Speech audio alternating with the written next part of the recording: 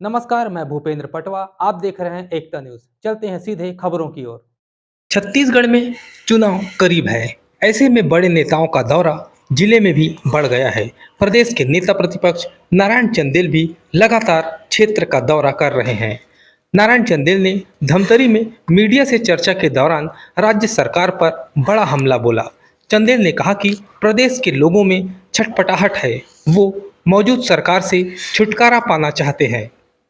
नेता प्रतिपक्ष ने आरोप लगाया कि सरकार ने एक के बाद एक जो घोटाले किए वो सरकार को ले डूबेगी। उन्होंने यह भी कहा कि बड़े बड़े होर्डिंग्स लगाकर भूपेश सरकार लोगों को कहती है कि वक्त है बदलाव का, लेकिन वह सिर्फ वक्त है। देखिए, आज से नहीं, मैं कल से बालोद जिले के दौरे पर था और वहाँ की जो 3 विधानसभा है, गुंडरदेही, डोंडी लोहारा और संजारी बालोद, 2 दिन में 3 विधानसभाओं की बैठक हमारी संपन्न हुई। अभी पूरे छत्तीसगढ़ प्रदेश में कुछ प्रमुख नेताओं को, पार्टी के, किसी को 3, किसी को 4 विधानसभाओं की जिम्मेदारी दी गई है और हमने हमारी जो विधानसभा में कोर कमेटी बनी है, समन्वय समिति, हमने उसके साथ बात किया।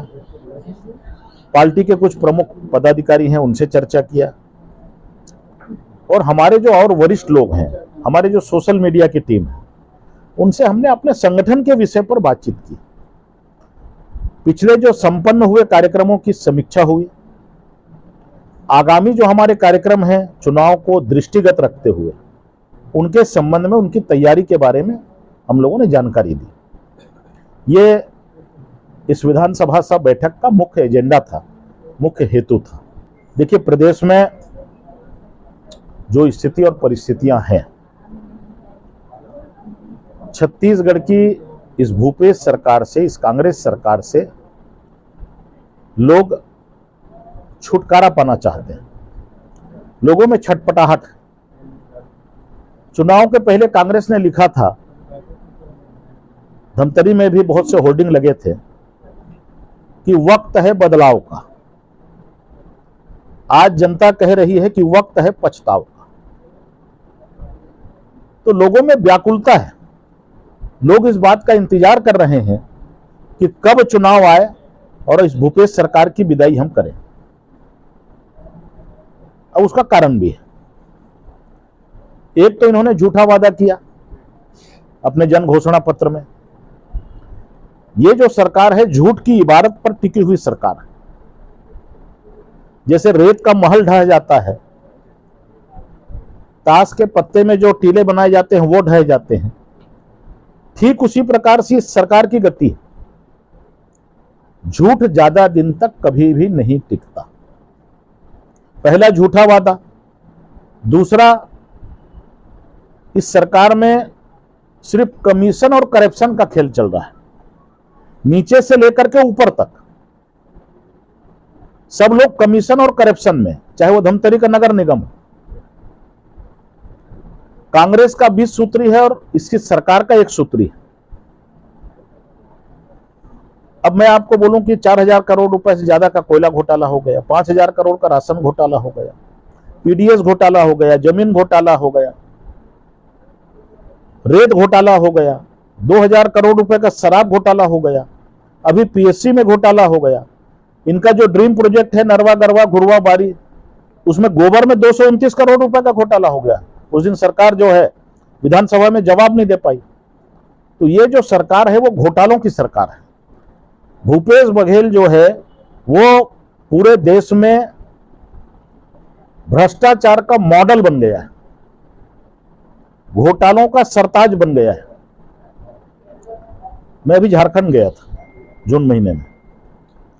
झारखंड के लोगों ने बताया कि आपके यहां इतना अच्छा शराब घोटाला हुआ व्यवस्थित रूप से। वहां के जो मुख्यमंत्री हैं हेमंत सोरेन जी, उन्होंने 30 लोगों का टीम भेजा कि आप लोग यहां क्या कर रहे हो, जाओ छत्तीसगढ़, इतना व्यवस्थित शराब घोटाला हो रहा है, पहले वहां सीख करके आओ, ट्रेनिंग लेकर के। 3 करोड़ रुपए उन्होंने इस सरकार को दिया कि हमारे लोगों को ट्रेंड करिए घोटाले के लिए। नया रायपुर में उनका ट्रेनिंग चल रहा था, जैसे ट्रेनिंग शुरू हुआ उनका वैसे ही ईडी आ गई छत्तीसगढ़, तो रातों रात वो लोग भागे। वो बेचारे सीखने आए थे। तो ये जो है छत्तीसगढ़ की सरकार और छत्तीसगढ़ का मुखिया जो है वो भ्रष्टाचार का मॉडल है।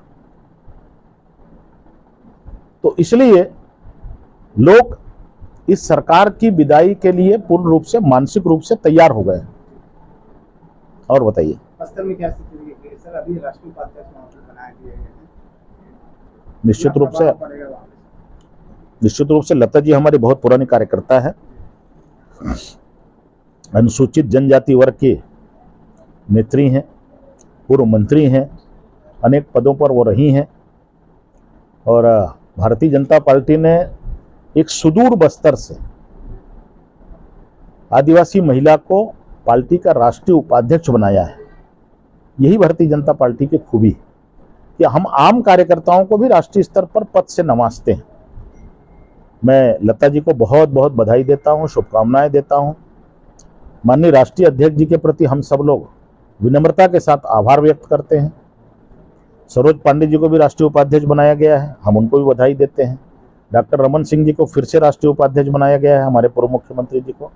छत्तीसगढ़ को एक बड़ा प्रतिनिधित्व इस बार की राष्ट्रीय टीम में मिला है, ऐसी जानकारी आ रही है। चुनाव लड़ते हैं तो स्वागत है, अच्छा है। बाकी किसको कितना फर्क पड़ेगा ये तो परिणाम बताएगा। एससी मोर्चे की बैठक होने वाली, हमारी तैयारी चल रही है। एससी मोर्चे के जो हमारे पदाधिकारी हैं प्रदेश के, उनकी पूरी टीम है और सब लोग तैयारी में लगे हैं। देखिए, चुनाव हम सब लोगों के सामने में है। हमारे राष्ट्रीय नेताओं के भी दौरे होंगे, केंद्रीय मंत्रियों के भी दौरे होंगे और लगातार उसका सिलसिला चल भी रहा है। जी चलिए, आज बस इतना ही। अगले बुलेटिन में फिर मिलेंगे, तब तक के लिए नमस्कार।